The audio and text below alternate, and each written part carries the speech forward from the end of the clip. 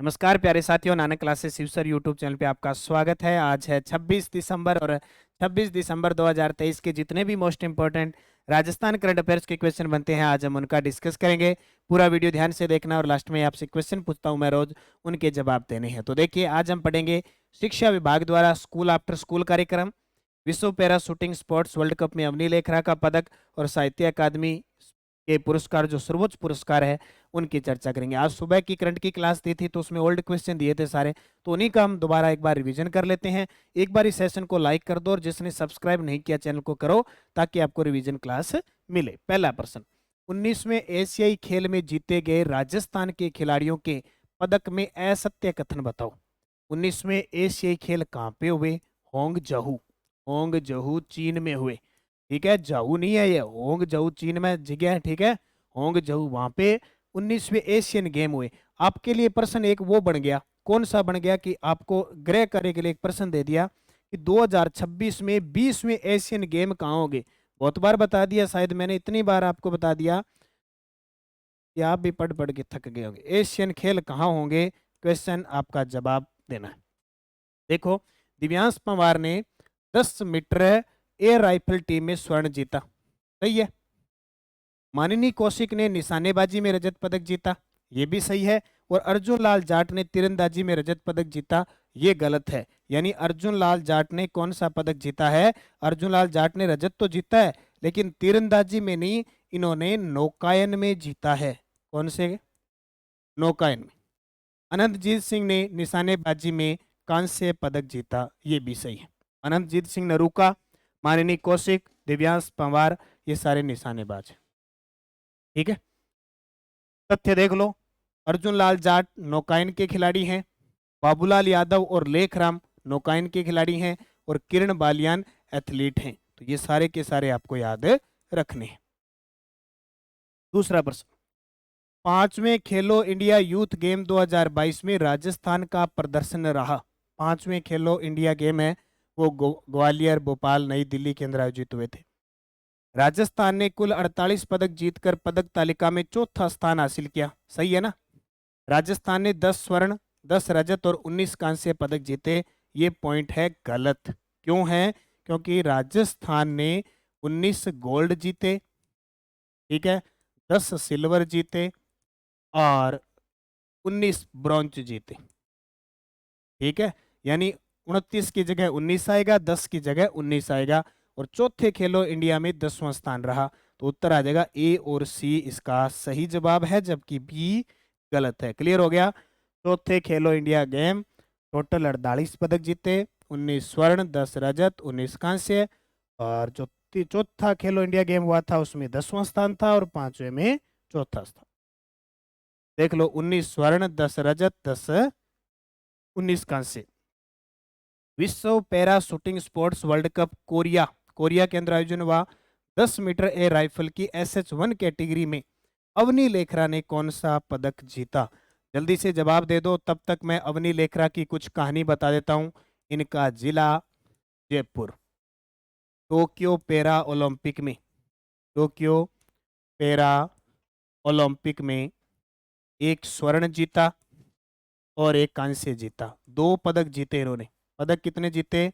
2 पदक जीते। जल्दी से इसका उत्तर दो, इतने में मैं सारी बातें बता रहा हूं। 2021 में मिला मेजर ध्यानचंद पुरस्कार, मेजर ध्यानचंद अवार्ड मिला। 2022 में मिला पद्म श्री, पद्म श्री 2022 में मिला पद्म श्री। टोक्यो पैरालंपिक में 2 पदक जीते पद्म श्री, उड़ान व बेटी बचाओ बेटी पढ़ाओ, पढ़ाओ की ब्रांड एम्बेसडर, की ब्रांड एम्बेसडर। ठीक है, और इसके अलावा एक पॉइंट और याद रखना, para Asian game, para Asian game 2023 में स्वर्ण पदक जीता। क्या जीता? स्वर्ण। आपका जवाब आ गया होगा सभी विद्यार्थियों का, तो यहाँ उत्तर आएगा रजत। तब तक मैंने ये सारी चीजें आपको क्लियर करके बता दी। तो पैरा शूटिंग खेल में भारत को इन्होंने 100वां पदक दिलाया। स्कोर रहा इनका 250.01 और 2024 के पेरिस पैरा ओलंपिक में इन्होंने कोटा हासिल कर लिया। 23 जुलाई 2023 को सीकर में प्रधानमंत्री नरेंद्र मोदी जी आए थे। क्या क्या करके गए देखो। चित्तौड़, धौलपुर, सिरोही, सीकर और गंगानगर में 5 नए चिकित्सा महाविद्यालय का उद्घाटन करके गए। उदयपुर, बांसवाड़ा, प्रतापगढ़, डूंगरपुर में 6 एकलव्य आदर्श आवासीय विद्यालयों का इन्होंने उद्घाटन किया। जोधपुर में केंद्रीय विद्यालय तिवरी का उद्घाटन किया और सल्फर युक्त यूरिया की एक नई किस्म यूरिया गोल्ड का शुभारंभ किया। ABCD सारे सही है। ठीक है। इसके अलावा बारां, बूंदी, करौली, झुंझुनू, सवाईमाधोपुर, धौलपुर, टोंक जिले का आधारशिला रखी। जो मेडिकल कॉलेज है उनकी। पर्यटक स्थल व जिले से संबंधित है सत्य बताओ। जल देवी माता जी मंदिर है सासेरा राजसमंद में। हाथी बाटा है टोंक में। हाथी गांव है राजगढ़ में, ये गलत है। राजस्थान विश्व का तीसरा हाथी गांव है कुंडा गांव आमेर में।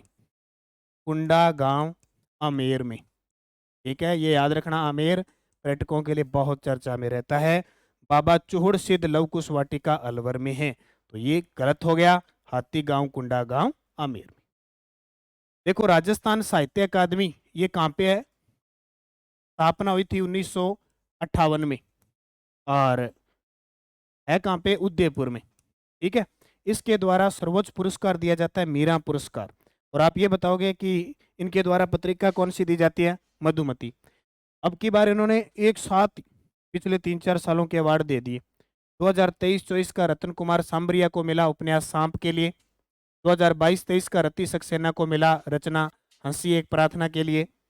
2021-22 का डॉक्टर पद्मजा शर्मा को कृति मोबाइल पिक और हॉस्टल के लिए। 2020-21 का डॉक्टर RD सैनी को कृति प्रिय ओलिव के लिए। और 2019-20 का गोविंद माथुर कृति मुड़कर देखता है जीवन। तो ये सारे इंपॉर्टेंट है आने वाले एग्जाम में, सभी के सभी सत्य है।